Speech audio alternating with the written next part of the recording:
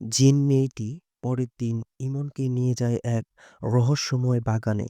সেখানে এক বিশাল দরজার ওপাশে অনেক অন্ধকার। মেয়ে জিনটি বলে, এটাই আমাদের চিরস্থায়ী দুনিয়া। যদি তুমি এর ভেতরে একবার প্রবেশ করো তাহলে আর কখনো মানব জগতে ফিরতে পারবে না। ছেলেটা কিছুক্ষণ চুপ করে থাকে এটা শুনে, তারপর বলে, আমি তোমার সঙ্গে যাব। ঠিক তখনই আকাশটা কেঁপে ওঠে। বজ্রপাতের মতো আলো চারপাশে ছড়িয়ে পড়ে। এক গভীর কণ্ঠস্বর ভেসে আসে, মানব সন্তানকে এখানে রাখা যাবে না। চারপাশের জিনেরা ভয়ে ছোটাছুটি শুরু করে। মেয়েটি ছেলেটার হাত ধরে তাকে বাঁচানোর চেষ্টা করে, কিন্তু সেই কণ্ঠ আরও কাছে চলে আসে। এক বিশাল কালো ছায়া দরজার ওপাশ থেকে বেরিয়ে আসে, যেন অন্ধকারের একটা রূপ।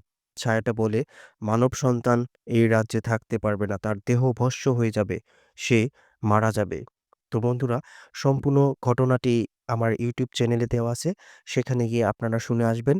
আর যদি বিন্দু পরিমাণ ঘটনাটি আপনাদের ভালো লেগে থাকে তাহলে অবশ্যই সাবস্ক্রাইব করে আমাদের পাশেই থাকবেন।